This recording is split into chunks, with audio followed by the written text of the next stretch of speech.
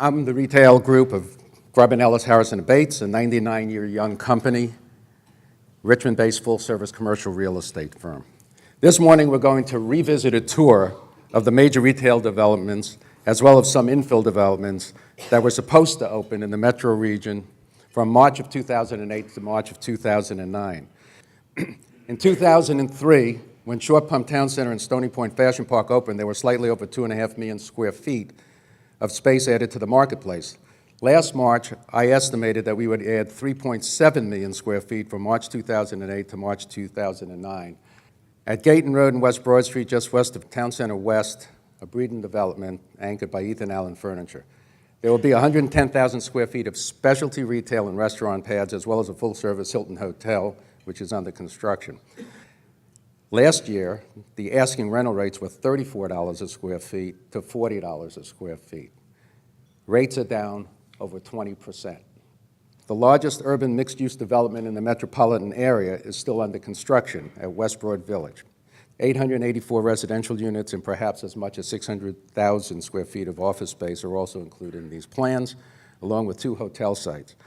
North Cross Center is located just north of Virginia Center Commons at the intersection of Route 1 and Sliding Hill Road in Hanover County. The asking rental rates were $25 per square foot with $4 in pass-through charges. The current rental rate is $22 per square foot with the same $4 per square foot charges, a decrease of 12%. Rutland Commons is an 184,335 square feet. The last time that I got a feedback on the rent, it was $36 per square foot on the shops closest to Route 1, and other shops in the center, $28 a square foot with triple net charges of approximately $3.64. Kroger is open, and very few other shops are.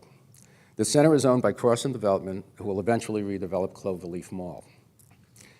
In eastern Henrico County at Laburnum and I-64, White Oak Village opened on schedule last fall, and with the grand opening of JCPenney's actually today, it has delivered as promised. Laburnum Station, which is 51,681 square feet, is directly across Laburnum Avenue from White Oak Village. The only small tenant space that has been leased to date, if you look at that site plan, is Five Guys Burgers and Fries on the end cap. There are 19,122 square feet of space still available, and it's 63% leased, and of course, the majority of that space is occupied by Best Buy. Westchester Commons, located at 288, is being developed by the Zarimba Group and Metropolitan Partners. This 900,000 square feet of retail project will include a Super Target. There's a small Main Street component that was designed for more upscale retailers. In my opinion, most of these retailers are either in Stony Point or Short Pump Town Center, and the likelihood of adding additional upscale units in this economic climate and a market of our size is probably pretty slim. The economy has been a major contributing factor in the projected and actual numbers. Located at the main entrance of Innsbrook at Cox Road and West Broad Street, Wilton Square is anchored by the Silver Diner and consists of 16,000 square feet of small retail shops. The current asking rent is $25 a square foot, down from $28 a square foot. The triple net pass-through charges are quoted as $3.46. I never understood why they don't round them up or down. The Rebke Company developed Willow Lawn Plaza on a 3.5-acre site at the southwest corner of West Broad and Willow Lawn Drive. A freestanding CVS pharmacy is the anchor, and a 2-story building with 18,700 square feet of retail on the first floor and 18,700 square feet of office space on the second floor is completed. 5,000 square foot Jason's Deli anchors the retail portion of the project. 4,493 square feet, or 24%, remains vacant. At Lee Street and the Boulevard is Boulevard Square. In the city of Richmond near the Diamond, Bowtie Partners has redeveloped the old Richmond Steel property, which was originally a locomotive assembly plant, into Boulevard Square, anchored by a 17-screen movie theater. Also in the plan is 6,000 square feet of destination restaurant in the historic Brass Foundry building located on the property, and 12,000 square feet of additional dining and specialty retail space.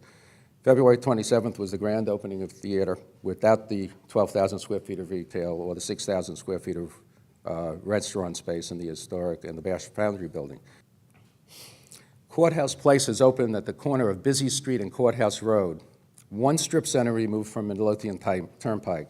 with 21,660 square feet of shop space available at $25 per square foot and $3.75% in pass-through charges, the vacancy rate is 60%. Our vacancy rate at the end of 2007 was 6.1%. Interestingly, the vacancy rate at the end of 2008 was only 6.2%. What is not factored in, however, is the loss of Linens and Things and Circuit City, which will certainly add to the vacancy rate in the first quarter of 2009. Our retail growth has been sparked by urban sprawl over the past decade. The sprawl has been slowed by the combination of state law and the economy, of course. Perhaps that will allow us to catch our breath and absorb the new retail space, which is far less than what was anticipated. In summation, here's what I forecast for the balance of 2009. Vacancy rates are going to go up, possibly exceeding 7%. There will be vacancies in the projects that have yet to be completed. Rental rates will continue to fall with landlord concessions made, and that you could put an asterisk next to that. Landlord concessions to be made. There will be minimum new construction since financing will be extremely difficult. A silver lining will exist for any retailer that is financially sound and has a need for additional location, a need to relocate, or a need to even downsize. And 2009 is going to be a retailer's tenant's market, not a landlord's market. So in spite of all of the doom and gloom of our economy, there are opportunities. There's another component to retail, and that is the commercial lending market has about $530 billion of mortgages that are going to be coming due in the next 2 years. 30% of that's going to come due in 2009, and a good portion of those are going to be shopping centers.